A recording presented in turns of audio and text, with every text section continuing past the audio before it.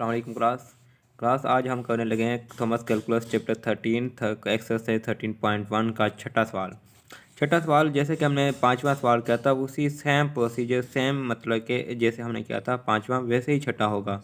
बस कोई इसमें चेंजिंग नहीं है, लेकिन मैं आपको समझा देता हूँ। मोशन ऑन दी सर्कल कहते हैं कि motion on the circle x का स्क्वायर प्लस वाई का स्क्वायर इज इक्वल टू 16। ये जो है ये सर्कल की इक्वेशन हमें दी गई है, सर्कल की इक्वेशन है ये। उसके बाद हमें दिया गया है vector position vector R T is equal to 4 cos t/2 I plus 4 sin t/2 J. And हमने वेलोसिटी एंड एक्सेलरेशन की डायरेक्शन फाइंड करनी है, T is equal to pi and T is equal to 3 पाई/2 पे। तो जैसे हमने पहले वाला प्रोसीजर किया था सेम उसी तरह प्रोसीजर करेंगे। सबसे पहले हम जो है वेलोसिटी फाइंड करेंगे। वेलोसिटी फाइंड करने का तरीका तो आपको पता ही है कि कैसे फाइंड करते हैं।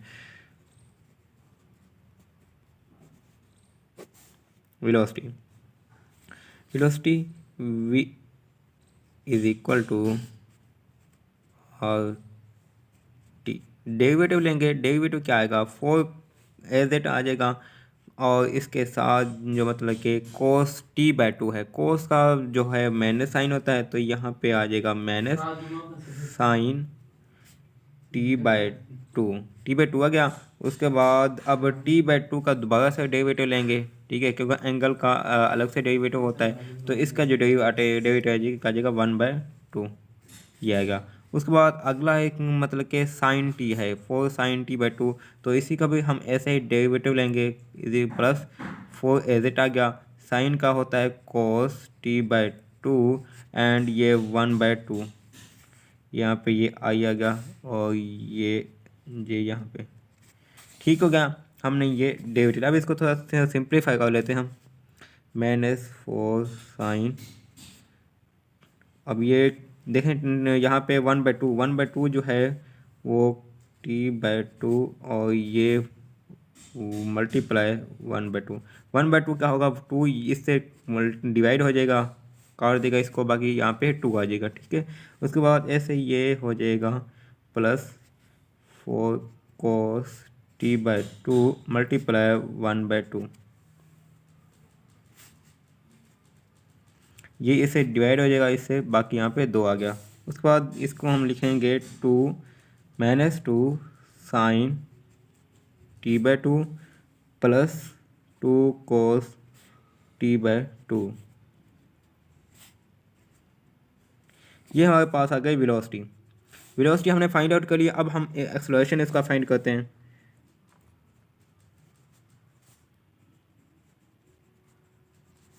एक्सेलरेशन डबल डेरिवेटिव लेंगे तो वेलोसिटी का मतलब कि वेलोसिटी का दोबारा डेरिवेटिव लेंगे तो हमारे पास क्या आ जाएगा एक्सेलरेशन आ जाएगा।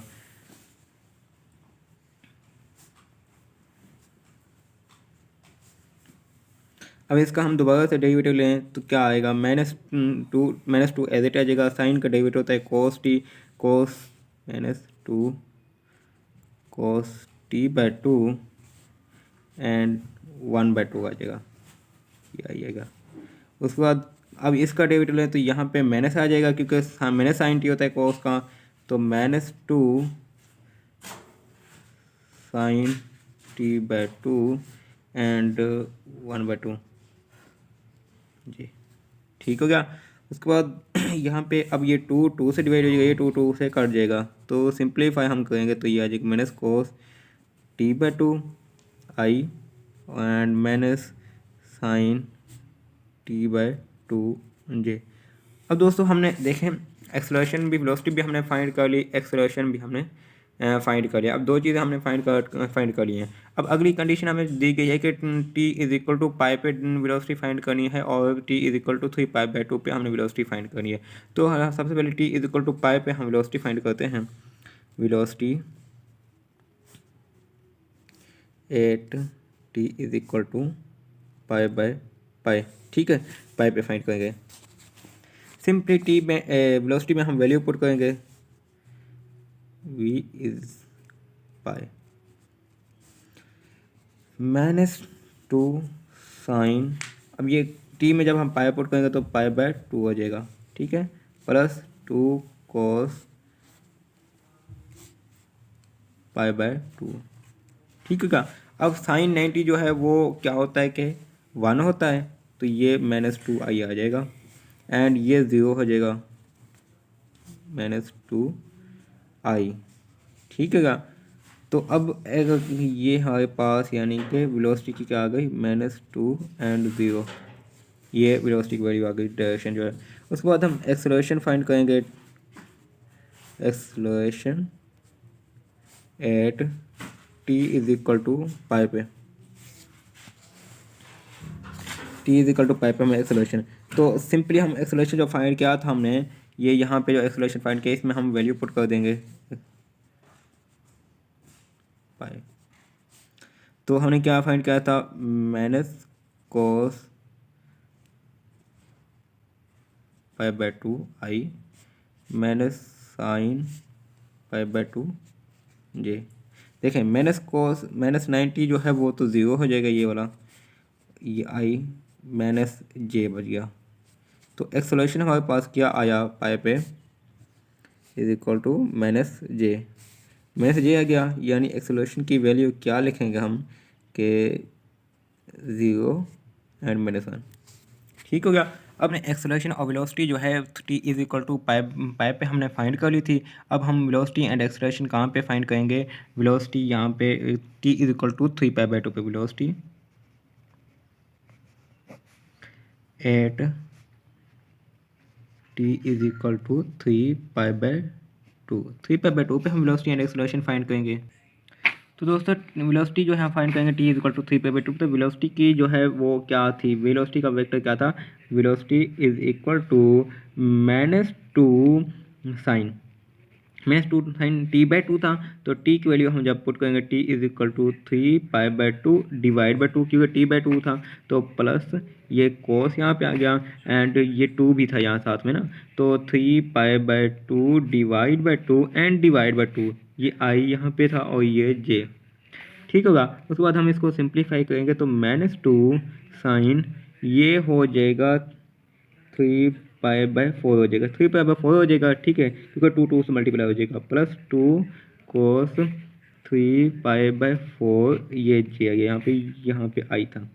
ठीक होगा। अब हम देखें साइन 3π/4, साइन 3π/4 की क्या वैल्यू होती है, 1/2 अंडर स्क्वायर होती है, -2 एंड 1/2 अंडर स्क्वायर, ये आई यहाँ पे आ गया एंड प्लस ये 2 कोस है, कोस की 3/2 पे वैल्यू क्या होती है 2 एज इट गया, इसकी होती है -1/2 अंडर स्क्वायर एंड ये आ गया जे हमारे पास। ठीक होगा। उसके बाद देखें अब हम इसको सिंप्लीफाई करेंगे, सिंप्लीफाई कैसे, देखें हम इज इक्वल टू, अब ये देखें हम इसको 2, ये जो 2 है ये 2 -2 है, इसको हम ऐसे लिख सकते हैं 2 under square and 2 under square, क्योंकि हमने ये जब मल्टीप्लाई करेंगे तो अंडर स्क्वायर से कैंसिल हो जाएगा और 2 जो है वो एज इट हमारे पास वापस ये वाला 2 आ जाएगा। ठीक है, तो ये हम सिंप्लीफाई करने के लिए हमने ऐसा लिखा है इसको जस्ट, तो प्लस इसको भी हम ऐसे ही लिख लेते हैं 2 अंडर स्क्वायर, ये क्योंकि माइनस ये वाला साइन है ये बाहर आ जाएगा, यहाँ पे माइनस वाला साइन आएगा, तो 2 under square and 2 under square जे। अब देखें ये 2 इस 2 से कट गए, ये 2 इस 2 से कट गए, ये दोनों कट गए, बाकी क्या बच गया हमारे पास -2